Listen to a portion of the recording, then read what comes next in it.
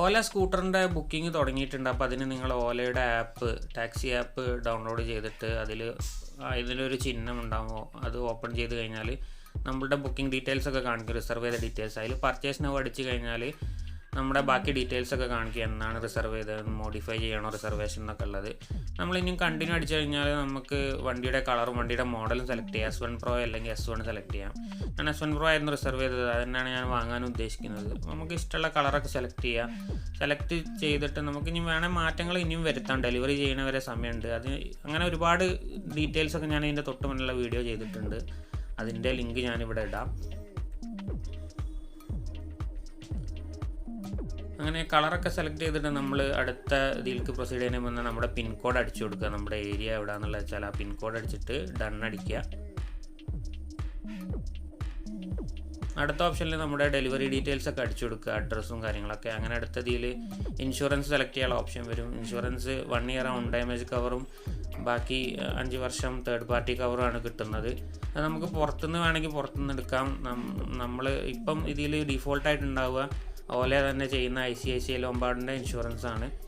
അതിൽ നമുക്ക് എക്സ്ട്രാ സാധനങ്ങൾ ആഡ് ചെയ്യാം. Personal accident cover, road side assistance, zero depreciation. Road side assistance പറഞ്ഞാൽ വഴിയിൽ നിന്ന് വണ്ടി കേടായ അവർ വന്നതിനുള്ള സഹായങ്ങളൊക്കെ ഫ്രീ ആയിട്ട് ചെയ്തു തരും. നല്ലൊരു ഓപ്ഷൻസാണ്, നമുക്ക് വേണമെങ്കിൽ ചെയ്യാവുന്നതാണ്. കണ്ടിന്യൂ അടിച്ച് കഴിഞ്ഞാൽ നമ്മുടെ പ്രൈസ് ബ്രേക്കപ്പ് കാണാം. ടോട്ടൽ പേയബിൾ 1.5 ലക്ഷം, 1.51 വരും. അതിൽ വണ്ടിയുടെ വില, ടാക്സ്, അങ്ങനത്തെ ഡീറ്റെയിൽസൊക്കെ കൊടുത്തിട്ടുണ്ടാകും, ബ്രേക്കപ്പും കാര്യങ്ങളൊക്കെ. അതിൽ ഫെയിം 2 സബ്സിഡിയും വരുന്നുണ്ട്. ഈ സബ്സിഡിനെ പറ്റിയൊക്കെ ഞാൻ വളരെ വിശദമായിട്ട് വേറൊരു വീഡിയോ ചെയ്തിട്ടുണ്ട്.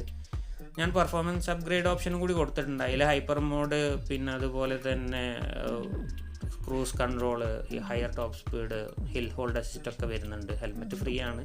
നമുക്കിനി ഇൻഷുറൻസ് വേണ്ടാന്നുണ്ടെങ്കിൽ ബാക്കോട്ട് പോയിട്ട് ആ ഇൻഷുറൻസ് ഒഴിവാക്കിയിട്ട് I will take my own insurance എന്ന് പറഞ്ഞിട്ടുള്ള ഓപ്ഷന് സെലക്ട് ചെയ്താൽ മതി.